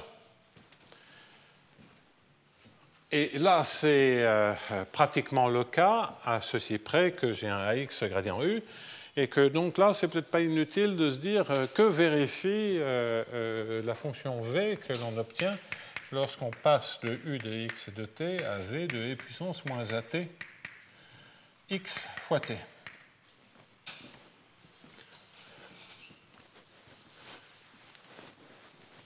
Ben, si je fais ça, je récupère que dv sur dt, je ne vais pas refaire le calcul, moins trace, et j'ai un demi devant. Les traces de e puissance moins at des 2v, e puissance moins at. Bon, ça tient compte de ces trois termes, c'est ce qu'on a fait précédemment. Ben, le f de du, ben, je le remplace. du, c'est quoi? Ben, c'est e puissance moins at dv. Donc ça fait f de e puissance moins at dv. Qui est donc un nouvel Hamiltonien, mais qui dépend toujours pas de x. Donc là, tous les modules de continuité en x moins y fonctionnent.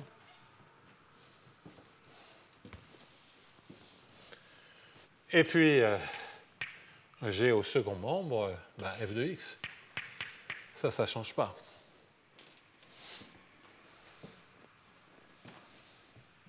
Voilà.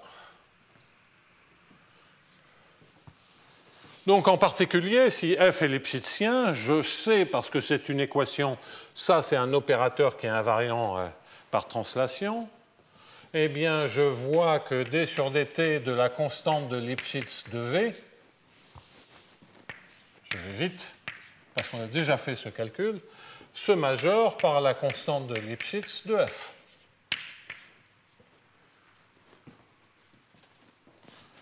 Et évidemment, la constante de Lipschitz en t égale à 0, c'est la constante de Lipschitz de U0.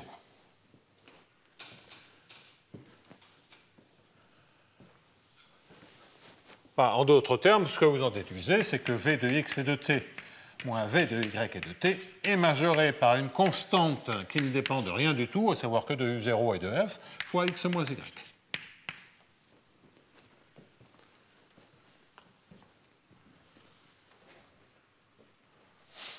Et donc, ça vous donne tout de suite le fait que le gradient est borné, et non seulement qu'il est borné, mais qu'il s'écrase extrêmement vite, puisque U, c'est V de e puissance moins ATX. Et donc, vous en déduisez que e puissance AT, je vais écrire les choses comme ceci, que e puissance AT gradient U, mais en fait, je peux écrire directement que U de X moins U de Y. Est-ce que je peux faire ça? Non, je ne peux pas tout à fait... U de X et de T, oui, bon, d'accord. U de X et de T moins U de Y et de T, voilà ce que je peux écrire, en tout cas, se majeure par C0 fois e puissance moins AT X moins Y. On a cette estimation qui nous dit deux choses, qui nous dit que le gradient est formellement borné, et non seulement il est borné, et vous voyez que le C0, c'est un mix de la borne de Lipschitz de U0 plus grand T, l'horizon du problème, fois la borne de Lipschitz de F. Et donc ça c'est mon C0, c'est quelque chose qui ne dépend de rien du tout, enfin qui dépend que de bornes sur U0 et sur F, et j'ai cette estimation qui nous dit d'une part qu'on a une estimation de Lipschitz, mais qu'en plus le gradient se compactifie grâce au e puissance moins A.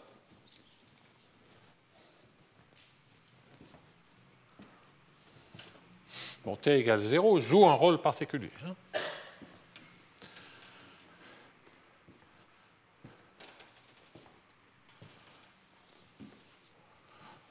Bon, alors donc, quand j'ai écrit ça avec les A puissance m, c'est que je n'avais pas envie d'écrire des puissances AT et des choses comme ça, mais on les a. Hein.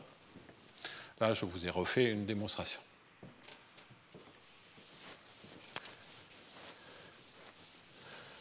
Mais pour être sûr qu'il n'y a pas de choc, ben, il faut atteindre... il faut passer C1, il faut être sûr que ça soit C1. Donc, par exemple, avoir une estimation sur des 2U.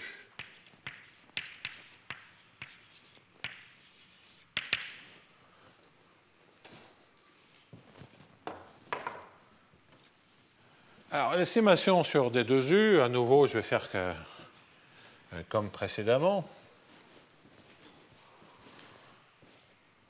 Et qu'est-ce qu'on fait? On écrit du sur dxi. L'équation satisfaite par du sur dxi. moins 1,5 de Laplacien du sur dxi. Plus, ça c'est la même équation, ax gradient du sur dxi. Sur le membre de droite, j'ai un df sur dxi, ça c'est borné.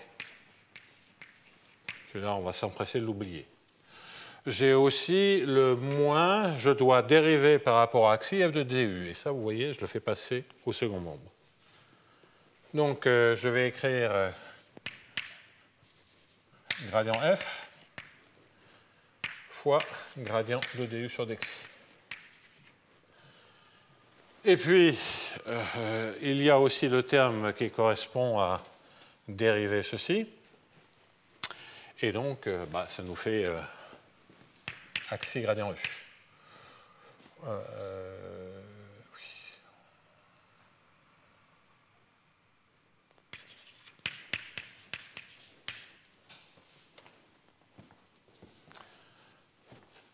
Bon.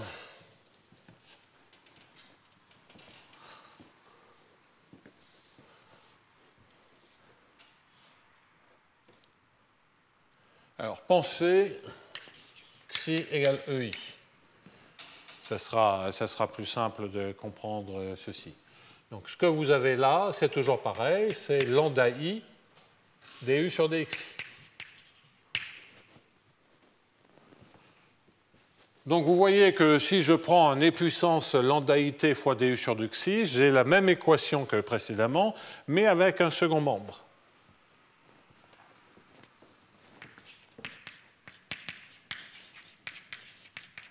Même équation avec égal ce terme-là. Et c'est celui-là qui est le plus grave. Donc, a priori, je sais écrire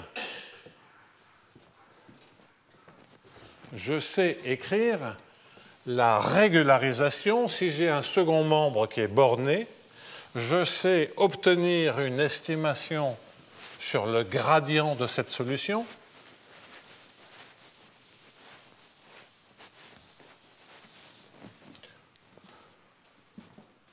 Et cette estimation va être e puissance lambda it fois l'estimation sur le gradient de du sur dxi, et puissance lambda it, c'est supérieur à 1. Donc, j'ai beaucoup de marge lorsque j'écris ceci, et comme je me débarrasse du e puissance lambda it, je pourrais en fait écrire gradient du sur dxi,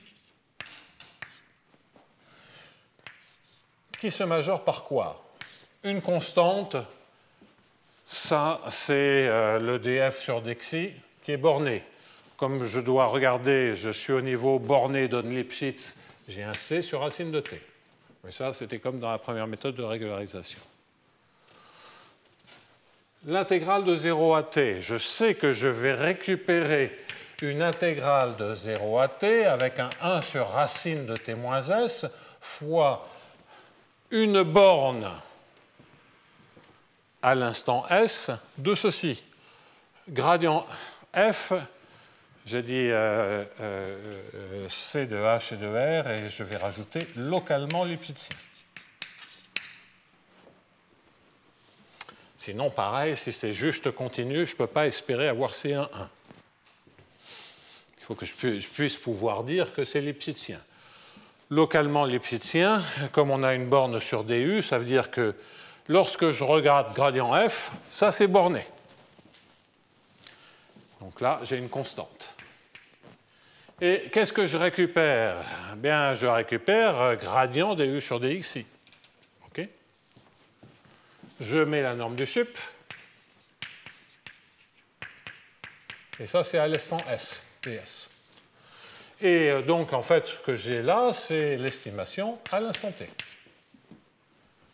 Eh bien, qu'est-ce que l'on reconnaît? On reconnaît exactement la même borne que celle que j'ai gérée dans la première méthode de régularisation.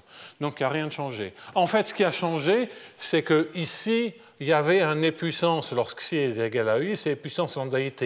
Sinon, ici, vous avez e puissance at xi fois le gradient u, bon, peu importe.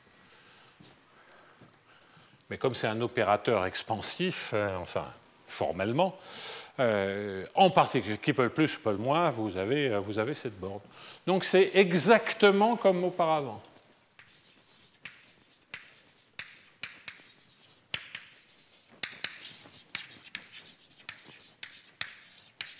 Et donc voilà pourquoi on a une estimation C1,1.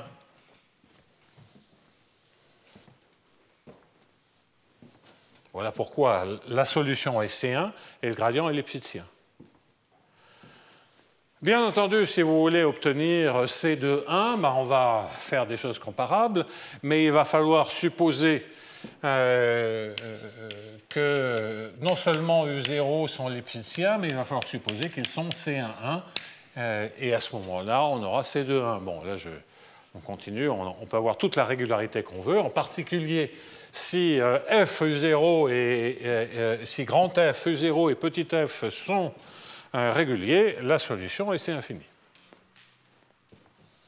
Sachant qu'à chaque fois, je gagne un cran de régularité, surtout sur le second membre, hein, parce que lui, U0, je l'oublie, j'ai autant de régularité que je veux, mais sur le F, je ne peux pas augmenter d'un coup, passer de F continu à U, c'est infini. Ça, c'est pas possible. Donc, on a l'existence des dérivées secondes. On sait aussi obtenir des bonnes estimations sur la manière dont les dérivées secondes s'écrabouillent. Et donc, on sait aussi obtenir des estimations comme précédemment.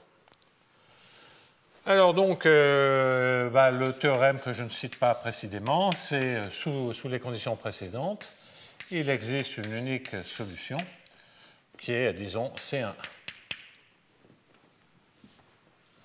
Qu'est-ce que ça veut dire? Ça veut dire que U est C1 et que gradient U est Lipschitz, uniformément en temps. Bon, en plus, on a la complexité de gradient U, et en fait, on sait aussi obtenir des estimations sur des 2U.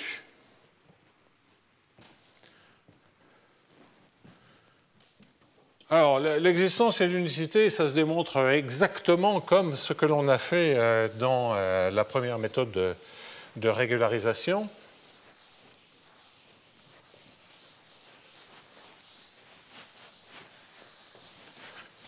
Étant entendu que ce sur quoi je dois revenir, c'est sur l'aspect de conditions initiales.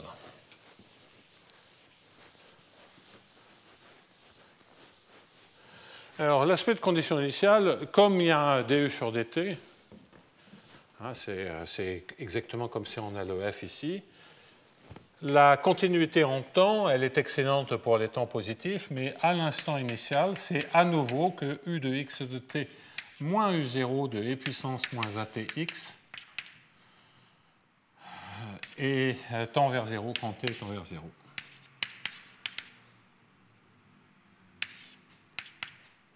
Uniformément, surtout borné. Ça ne peut pas être mieux que dans le problème précédent, puisqu'on a quand même compliqué le problème. Et la question, c'est pourquoi on a ça? Parce que ça pourrait être pire. Et donc ça, j'insiste là-dessus. On a ça parce que si on a une estimation de Lipschitz, souvenez-vous. Et donc, qu'est-ce que cela veut dire? Cela veut donc dire que du sur dt moins 1,5 de Laplacien u plus ax gradient u en valeur absolue, tout ça, c'est majoré. D'accord? Pourquoi? Parce que j'ai un f de x, j'ai un h de du, du est borné, h de du, f de du est borné, donc tous les seconds membres sont bornés. Et donc ça veut dire que u, si je résous maintenant l'équation, qui était l'équation précédente, du tilde moins 1,5 de Laplacien u tilde plus ax gradient u tilde égale à 0, avec u tilde qui est égal à u, qui est égal à u0 quand t est égal à 0. Bien certainement, principe du maximum, formule probabiliste, au moins formellement, c'est vrai en dimension finie, bien vous en déduisez que la norme du sub de U moins U tilde d'infini est majorée par C fois T. Donc là, c'est uniforme. Et puis maintenant, pour le U tilde, vous savez que le U tilde, il vérifie ce qu'il faut par rapport à U0, puisque c'est ce qu'on a vu, c'est encore au tableau. Donc en particulier, mon U, il ne fait pas mieux que ça. Il fait ni mieux ni pire que la solution du problème précédent. Parce que tout ça, c'est dans les seconds membres. Bon, là, je simplifie un peu parce que j'ai fait que le cas lipsitien. On pourrait faire le cas uniformément continu, mais bon, flûte. Alors, donc ça, c'est bon. Oui. Alors, sur les techniques d'existence et d'unicité, bah, c'est toujours, sur l'existence, toujours pareil. On tronque pour l'existence, on écrit dans HN. On a toutes les estimations a priori. Et puis on fait tendre n vers l'infini, puisqu'on a de la faible continuité pour T positif. Hein. Souvenez-vous, on a montré une estimation sur la module de continuité en e puissance moins at, x moins y. Donc pour les T positifs, il n'y a pas de souci. Sur le comportement uniforme en n de la condition initiale, ben ça, cet argument, vous pouvez le faire uniformément. Donc, on est ramené vraiment à maîtriser le comportement en t égale à 0 des solutions des équations linéaires. Donc, c'est exactement pareil pour l'existence. Les bornes sont indépendantes de n, on les récupère à la limite. Donc, l'existence, pareil que dans la première démonstration de régularisation. C'est pour ça que je vais beaucoup plus vite, hein, parce que là, il y a beaucoup moins de choses à faire. Pour l'unicité, ben, c'est la même chose, je vais aller vite. Il nous faut définir les solutions de viscosité, et puis on s'en tirait, solution de viscosité. Et puis on s'en tirait en montrant qu'en fait, une solution du problème, c'est vraiment pas loin d'une solution d'un problème projeté en dimension infinie, en prenant le sup sur le HN orthogonal. Donc, ça sera la même démonstration, une fois que j'aurai défini, puis même démonstration. C'est exactement pareil. En revanche, il faut définir la classe des solutions de viscosité, et là, il y a un petit truc à dire. Donc, il y a beaucoup de marge pour ceci, mais définir des solutions de viscosité, c'est définir des fonctions de test. Ces fonctions de test, ce sont des fonctions qui vont être régulières.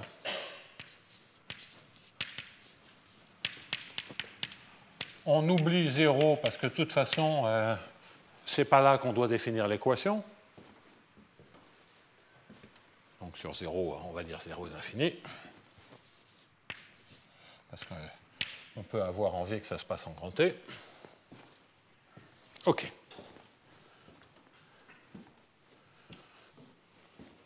Ben, qu'est-ce qu'il faut? Ce qu'il faut, c'est que le Laplacien ait un sens, et il faut que le A gradient phi ait un sens.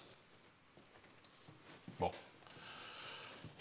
Donc, phi est régulière, et puis je vais supposer que A gradient phi est dans Buck de H. Je vais supposer que D de phi est sommable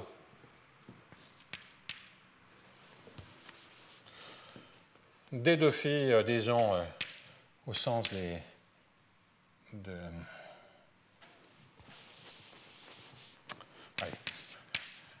D de phi dans Buck de H, ça on le sait puisque c'est déjà régulier. Mais peut-être le plus simple, c'est d'écrire B des 2 phi, comme on l'a déjà fait. B des 2 phi B est inférieur à C, où B est un opérateur de Hilbert-Schmidt, avec trace de B carré fini. Donc je prends fondamentalement la même classe que de fonctions test qu'auparavant pour le Laplacien. Vous voyez que de toute façon, j'ai obtenu beaucoup plus d'informations sur D2U puisque j'ai j'ai de telles informations sur AM D2U fois AM. Non, mais ce n'est pas ça que je veux. C'est, pardonnez-moi, c'est B-1. En d'autres termes, D2 phi, je vais écrire ça comme ça, D2 phi en valeur absolue majorée par CB carré. Voilà, c'était B-1. OK, donc en fait on a bien mieux que ça parce qu'on on pourrait mettre autre chose que de tels opérateurs. Mais le point qui est important, c'est qu'on doit faire attention à ce que sur les fonctions de test, le Laplacien soit défini, ça pose pas de problème, mais il faut aussi que ça soit défini. Bon, alors, est-ce que c'est délicat? Est-ce que ça change quoi que ce soit aux démonstrations? Ça change rigoureusement rien. Ça ne change rigoureusement rien, puisqu'on a un module de continuité. Rappelez-vous, hein, les B que l'on manipule, les phi que l'on manipule, sont liés au module de continuité de U. Ce sont essentiellement des fonctions quadratiques liées au module de continuité de U. Mais comme module de continuité, dès que je suis en T supérieur à un petit h positif, j'ai E puissance moins AH comme module de continuité commun. Donc j'ai un B module avec B qui est égal à E puissance moins AH. Bon, alors ça, vous voyez que ça me donne toute la flexibilité que je veux pour définir à fois quelque chose comme ceci ou pour définir des deux phi. Parce que E puissance moins AH, il est même bien mieux que Hilbert-Schmidt. C'est vraiment quelque chose... Donc, ces aspects-là, dans lesquels on tronquait les grandes dimensions, on projetait dans Hn pour faire l'unicité, ici, c'est beaucoup plus simple, parce qu'on a obtenu une décroissance beaucoup plus rapide des dérivées premières et des dérivées secondes. Donc, c'est la même démonstration, en plus simple. Toujours faire attention à la petite couche initiale. Donc ça, il faut, je ne vais pas faire la démonstration in extenso, mais vous avez vu comment, par exemple, dans le cas linéaire, on voyait ça avec la formule probabiliste. Donc il faut faire un tout petit peu attention à ça. Une autre option, si cette option vous dérange, c'est de passer à l'équation en V. C'est de définir les solutions de viscosité sur l'équation en V. Alors donc ça... je n'en dis pas plus, ou, remarque, ou bien travailler sur l'équation en V.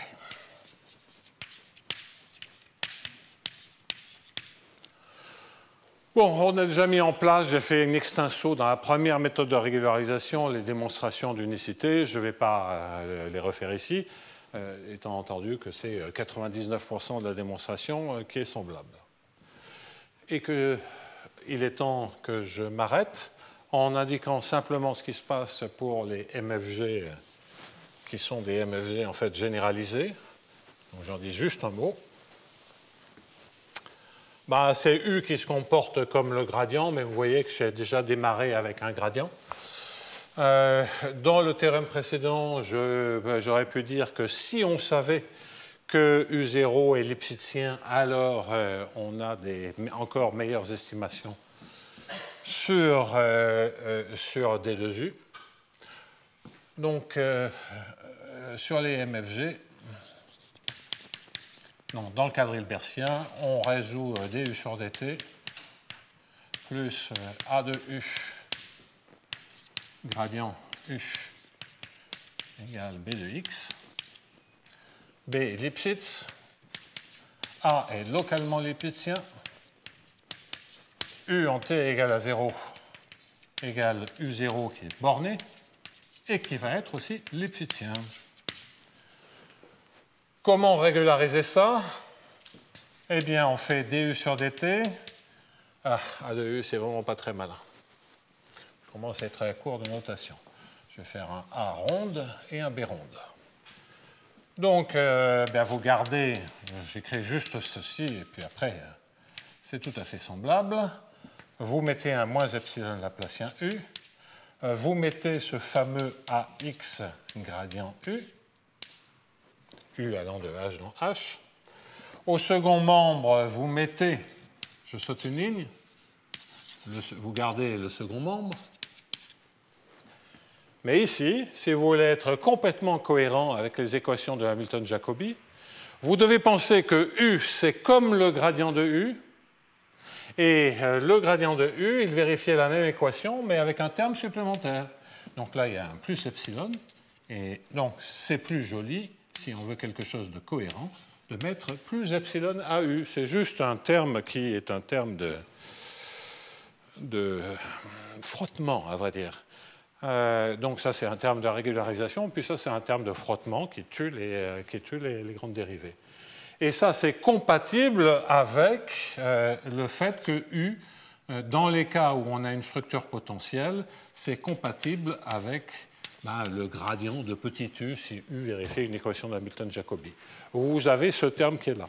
Donc si vous voulez mettre tous les modèles sur le même plan, vous pouvez, et vous n'êtes pas obligé de le faire, rajouter ce terme-là, mais ce n'est pas une obligation.